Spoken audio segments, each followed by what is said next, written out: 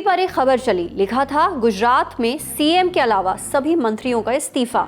इसके पहले की सेकंड थॉट आता, आगे की इन्फो आई। कल यानी 17 अक्टूबर को गुजरात कैबिनेट का विस्तार होना है। उससे पहले सभी 16 मंत्रियों ने अपने इस्तीफे दे दिए हैं। गुजरात के मुख्यमंत्री भूपेंद्र पटेल आज देर रात राज्यपाल देवव्रत आचार्य को नई कैबिनेट की लिस्ट सौंपेंगे। इसके बाद पता चलेगा कि किनके नाम कटेंगे और कौन से नए चेहरे कैबिनेट में शामिल होंगे। खबरें हैं कि 5 से 6 मंत्रियों को बरकरार रखा जाएगा, जबकि कई नए चेहरों को जगह दी जाएगी। कयास गुजरात को 2 डिप्टी सीएम मिलने के भी हैं। 17 अक्टूबर को शपथ ग्रहण समारोह होगा। केंद्रीय गृह मंत्री अमित शाह और बीजेपी अध्यक्ष जेपी नड्डा भी उसमें मौजूद रहेंगे।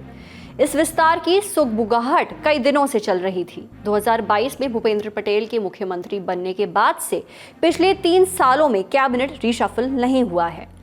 जानकार कहते हैं कि बीजेपी कुछ तो करना चाहती थी। जून 2025 में विसाफदर विधानसभा उपचुनाव हुए।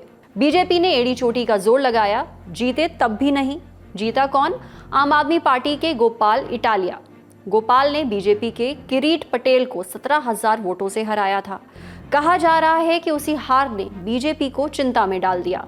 2027 में विधानसभा चुनाव होने वाले हैं। उसके पहले बीजेपी कोई ढील नहीं देना चाहती। कैबिनेट एक्सपेंशन को स्ट्रक्चर के लेवल पर बड़े चेंज जैसा देखा जा रहा है। पार्टी नई स्ट्रैटेजी के साथ चुनाव में जातीय और क्षेत्रीय इक्वेशन को ध्यान में रखते हुए चुनाव में जाने के मूड में है। किनके नाम कटेंगे, किनको जगह मिलेगी और पार्टी ने अभी ये फैसला क्यों लिया, इस बारे में ज्यादा जानकारी दे रहे हैं हमारे साथी पत्रकार। सुनिए। कहा जा रहा है कि जो भी मुख्यमंत्री समेत 5 या 6 मंत्री जो हैं वो रिपीट होंगे, बाकी पूरा मंत्रिमंडल चेंज होगा। यानी कि 7 से 10 मंत्री का एग्जिट होगा और उतने ही नए मंत्री आएंगे। उसके अलावा 25 मंत्री तक जो है, कुल जो गुजरात की स्ट्रेंथ है वो 27 मंत्रियों तक की है, पर 25 से 26 मंत्रियों का नया मंत्रिमंडल हो सकता है। तो वैसे में 20 नए चेहरे जो हैं वो देखने को मिलेंगे।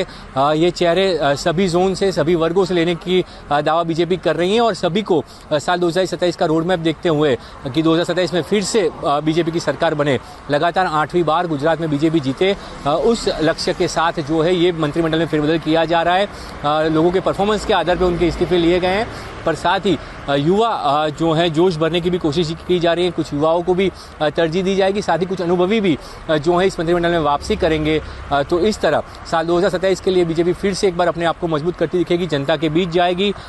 ये जो मंत्रिमंडल का विस्तार वो दिवाली से पहले इसीलिए हो रहा है कि दिवाली के वक्त सभी जो नए मंत्री हैं वो अपने विस्तार में जाएं और वहाँ पे लोगों तक पहुँचे, ताकि उनका स्वागत भी हो पाए और लोगों तक एक मैसेज जाए, कार्यकर्ताओं में एक नई ऊर्जा आए, उसकी पूरी कोशिश की जा रही है। और